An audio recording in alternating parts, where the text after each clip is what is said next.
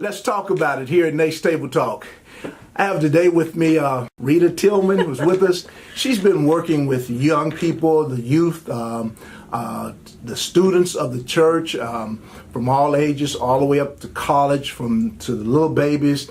And I just wanted to ask her, we're just kind of chopping it up, and I want to know her thoughts, and she's going to give us her thoughts on the lack of participation or the lack of attendance on the young people. What do you think, what can the church do that will reach reaching out to reach those students who are not coming now? Because I know sometimes we're so traditional that they doesn't come. And what are some of the things you think that we could do? I think what we have to do, first of all, pastors, we have to get outside the four walls of the church. We have to get out to the community, and we have to go where they are. We have to go with the word. We have to go fired up. We have to be ready, and we have to be prepared. Our young people are suffering. They're hurting. They're angry. They're frustrated. They have a lot of mental and physical problems. The enemy is really, really hard on our youth, and he's coming. He's trying to take them out. You can see it all over the news. You can see it all over the world with the shootings in the schools. The devil don't care. The bullet doesn't have a name for no one. He knows how important our youth are. I call them the gang because they are God's anointed next generation. But we have to be there for them. We have to mold them. We have to build them. We have to educate them. We have to show them love. They're lacking love. A lot of them are born from single parenting households. You have grandmama and grandpa trying to raise them, and there's a big gap. And the gap is Jesus. We have to take Jesus like Jesus did. Jesus went to the temple. He spoke in the temple, but Jesus' ministry was outside of the temple, and that's what we have to do. We have to reach them outside. Do you think are we doing enough within a worship service?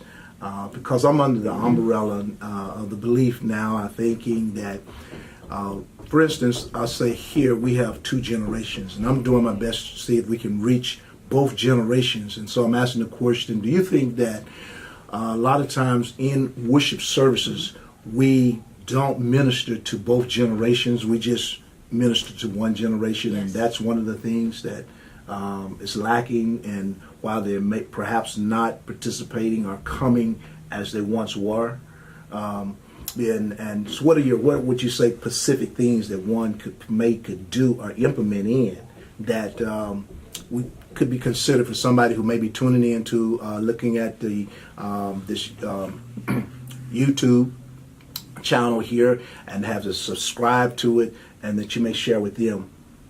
I think the first thing I would love to do is you have to meet with them, talk to them, and see how they feel about worship service. Some of them are afraid to come to church. Some of them don't know who God is. Some of them are afraid to come because they're afraid they're going to be judged about what they're wearing and how they look and their outfits and things. We need to meet with them and say, what can we do to help you? What can we do to serve you? And listen to that and take it back and pray over it and ask the Lord to give us a program geared to them. Music. Wow. Music is a big thing. You got Christian hip hop. You got Christian jazz. You can reach them with the music. We need to do more things, like I said, outside the community. We have in Oklahoma City, we have some fantastic parks. We need to get to the parks. We need to gear a service just for the young people. Let them come. You have a lot of young people that are talented. They can speak. They can talk. They can play an instrument. If we can get a program geared for them, guess what? They'll reach that culture. And not only that, but we also have to teach them how to respect God, how to love God, not only God, but their parents too. And we, the way we bridge that gap between our apples, I call them a senior citizen, our golden apples. Hey, you know what? We got to talk. Implement some things in churches. Teach the young girls. Get the mothers that love to cook. Let's have some cooking program. Let's have some sewing classes. Guess what? Because sheep will get sheep. And young people, when they're excited and they go somewhere and they say, oh man, we did this at our church and we did that. We went to that church. Guess what? They'll go out and grab their friends and bring their friends. And that's what it's about. That's what I'm saying. It's important that we get outside of the four walls. Churches, let's come together. Let's get a big meeting. Let's say, hey, let's find a park. Let's cook some hamburgers. Let's cook some hot dogs. Let's get out there and let's reach them and tell them it's gear for you. Let's shout it on the mountaintop.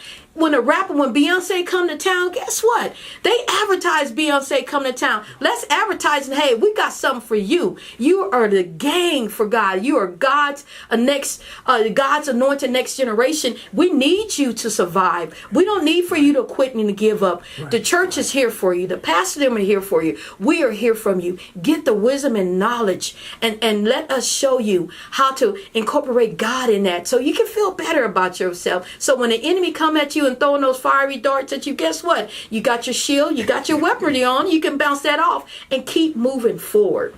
Mm-hmm. Rita,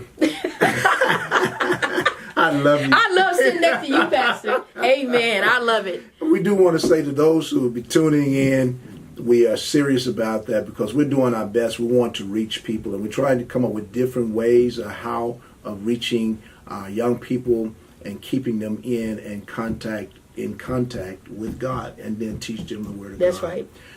Those who may be tuning in, we do want to say subscribe to the next Table Talk, and we will see you then.